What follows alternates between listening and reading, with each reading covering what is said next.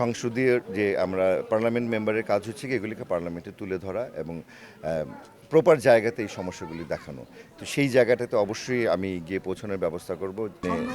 এটা কারা করতে পারে আপনার কাছে মনে হয়? সেটাই তো, যারা যারা আমাদের এই ভোট, আমাদের এই গণতন্ত্র, আমাদের এই বাংলাদেশের দুর্নাম করতে চায়, যারা এগুলিকে প্রতিহত করতে চায়, তারাই নিশ্চয়ই করেছে। যারা নাকি মানে চলন্ত বাসে আগুন দেয়, যারা নাকি চলন্ত ট্রেনের কামরায় মানুষকে অবরুদ্ধ করে মেরে ফেলে, মা বাবা সহ সব পুরো পরিবারকে ধ্বংস করে দেয়, তারা ছাড়া আর কে করবে এরকম অন্যায় অনাচার? আমার সর্বশেষ প্রশ্ন আপনার কাছে, সেটা হচ্ছে যে আপনি সিনেমার মানুষ ছিলেন, এখন নির্বাচনী প্রচারণায় ব্যস্ত সময় পার করছেন, আসলে মোটামুটি সকাল থেকে রাত অবধি পরিশ্রম করছেন, কাজ করছেন, মাঠের ভোটারদের বাড়ি বাড়ি যাচ্ছেন। তো এই যে অভিজ্ঞতাটা বা এই সময়টা আসলে কীভাবে মেনটেন করছেন, আর এই অভিজ্ঞতাটা যদি একটু বলতে ছোটো করে। আমি এই পুরো সময়টাই তো দিয়েছি মানুষের সেবা করার জন্য। আমি তো এসেছি মানুষের সেবা করতে, এখানে তো আমাকে কেউ জোর করে নিয়ে আসেনি। আমি স্বপ্রণোদিত হয়ে নিজের স্বেচ্ছায় সিদ্ধান্ত নিয়েছি যে আমি মানুষের পাশে থেকে মানুষের জন্য কল্যাণকর কিছু করব।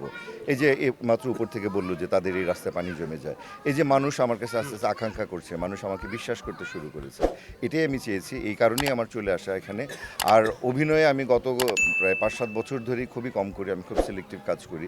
সেই কাজগুলি বছরে 1-2 কাজ, যে কাজগুলির মধ্যে আমাদের দেশের কথা, সমাজের কথা থাকবে, সেরকম 1-2 কাজ আমি নিশ্চয়ই করব। আর বাকি সময়টা আমি মানুষের কল্যাণের জন্য ব্যয় করতে চাই। ছোট্ট বিষয় একটা আমরা জানতে খুব ইচ্ছে করছে, সেটা হচ্ছে আপনি নির্বাচিত হওয়ার পর বা নির্বাচিত হওয়ার পর প্রথম কি কাজটা করবেন এই ঢাকা 10 আসনের জন্য এবং আপনার চলচ্চিত্রের জন্য? আমি সর্বপ্রথম যে কাজটি করব, যে আমাদের অনেক পোস্টার ব্যানার লেগেছে পুরো শহর জুড়ে, এইগুলিকে পরিষ্কার করে পুরো শহরটাকে, আমার 10 আসনকে বিশেষ করে পরিষ্কার পরিচ্ছন্ন করে মানুষের কাছে যাব। মানুষের অনেক সমস্যা আমি শুনেছি, আস্তে আস্তে করে সব সমস্যা তো একদিনে সমাধান করা সম্ভব না। আর এই সমস্যাগুলির সমাধান নর্মালি করে লোকাল গভর্নমেন্ট। সংসদীয় যে আমরা পার্লামেন্ট মেম্বারের কাজ হচ্ছে কি এগুলিকে পার্লামেন্টে তুলে ধরা এবং প্রপার জায়গাতে এই সমস্যাগুলি দেখানো। তো সেই জায়গাটাতে অবশ্যই আমি গিয়ে পৌঁছানোর ব্যবস্থা করব। আর হচ্ছে কি আমি শিল্প, সংস্কৃতি এবং শিক্ষা এই সম্মিলনে কিছু করতে চাই। আমাদের যেই শিল্পীরা ধানমন্ডিতে থাকেন, তাদের কোনো সমস্যা আছে কিনা, যে সাধারণ মানুষ যারা আছেন, বা ধানমন্ডি, হাজারীবাগ, আমার নিউ মার্কেট, কলাবাগান, এই পুরো এই 4টে জায়গায় তো আমার এখানে, যেমন মনে করেন যে বাংলাদেশের সবচেয়ে শ্রেষ্ঠ খেলাধুলার জায়গাগুলি রয়েছে, সেই জায়গাগুলি সংস্কার চলছে, উন্নয়ন চলছে।